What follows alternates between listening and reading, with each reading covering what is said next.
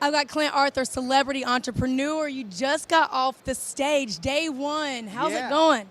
Wow, I love Win the Storm. It's my second time coming here. It's all entrepreneurs. If you're crazy if you're not here, if you're an entrepreneur. I mean, I love that you know to go to the top, right? Like you don't waste time in the middle, like you just go ahead and go up there.